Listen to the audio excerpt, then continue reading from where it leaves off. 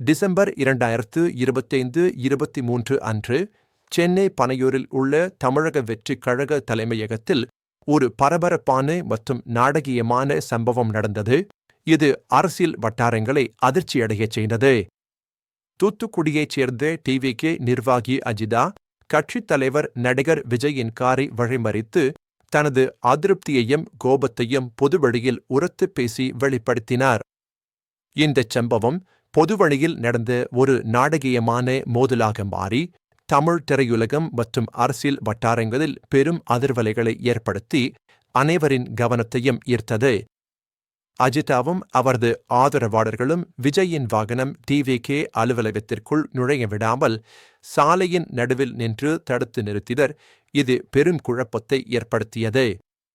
மாவட்ட செயலாளர் பதவிக்குதான் பரிசீலிக்கப்படாதே அஜிதாவின் முக்கியமான குற்றச்சாட்டாகவும் அதிருப்தியின் அடிப்படையாகவும் இருந்தது. கட்சி தனது கட்டமைப்பை மறுசீரமைத்து முதலில் 120 மாவட்டங்களாக பிரித்து பின்னர் 131 மாவட்டங்களாக உயர்த்தி பல மாவட்ட செயலாளர்களை நியமித்திருந்தது. இது சிலருக்கு அதிருப்தியை ஏற்படுத்தியது.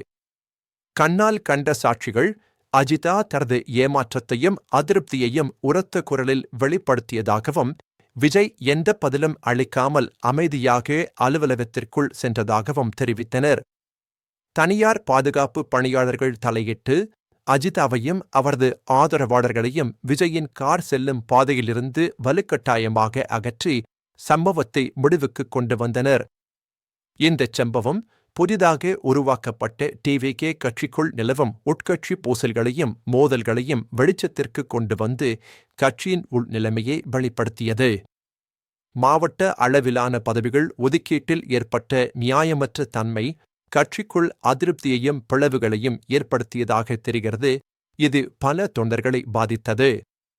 அர்ப்பணிப்புடன் செயல்பட்டு கட்சிக்காக உழைத்த கட்சி தொண்டர்கள் புறக்கணிக்கப்பட்டுவிட்டதாக அஜிதா உணர்ந்து தனது கோபத்தை வெளிப்படுத்தினார். விஜய் தனது கவலைகளையும் குறைகளையும் தீர்க்கும் வரை தலைமையகத்திலேயே தங்கியிருப்பேன் என்று அஜிதா உறுதியாக அறிவித்தார்.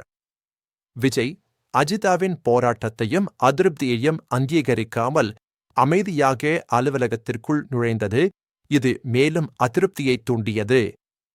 இந்த விவகாரத்தில் விஜயின் மானமும் பதிலின்மையும் சம்பவத்தின் நாடகத்தை மேலும் அதிகரித்ததுடன் அவரது தலைமைத்துவ அணுகுமுறை குறித்து பல கேள்விகளை எழுப்பியது. டிவிகே ஒரு புதிய அரசியல் கட்சி. அதன் தலைவர் நடிகர் விஜய் 2026 தமிழ்நாடு சட்டமன்ற தேர்தல்களில் போட்டியிட தயாராகி வருகிறார். இது அவரது அரசியல் பயணத்தின் முக்கிய பகுதி. இந்தச் சம்பவம் விஜயின் அதிகாரத்திற்கு ஒரு பெரிய சவாலாகவும் டிவிகே கட்சிக்குள் சாத்தியமான ஸ்திரமின்மை மற்றும் பிளவுகளின் அறிகுறியாகவும் பார்க்கப்படுகிறது. இந்தச் சம்பவத்தைத் தொடர்ந்து டிவிகே தலைமையகத்தில் பாதுகாப்பு பலப்படுத்தப்பட்டு கூடுதல் பாதுகாவலர்கள் அமர்த்தப்பட்டனர். விஜய் இந்த விவகாரம் குறித்து இதுவரை பகிரங்கமாக பேசவில்லை. அதே சமயம் அஜிதாவின் குறைகள் மற்றும் அதிருப்திகள் இன்னும் தீர்க்கப்படாமல் உள்ளன. இந்தச் சம்பவம் தமிழ்நாட்டின் அரசியல் வட்டாரங்களிலும் நடிகர் விஜயின் ரசிகர்கள் மற்றும் ஆதரவாளர்கள் மத்தியிலும் பெரும் பரபரப்பையும் விவாதங்களையும் ஏற்படுத்தியது. இது விஜயின் உட்கட்சி பூசல்களை நிர்வகிக்கும் திறனையும் தனது கட்சிக்குள் ஒற்றுமையை பேணி வைத்திருக்கும் திறனையும் குறித்து பல கேள்விகளை எழுப்புகிறது. வரவிருக்கும் 2026 தமிழ்நாடு சட்டமன்ற தேர்தல்களில் வின் வாய்ப்புகளை இந்த உட்கட்சி மோதலும் பூசல்களும் எவ்வாறு பாதிக்கும் என்பதை பொறுத்திருந்துதான் பார்க்க வேண்டும்.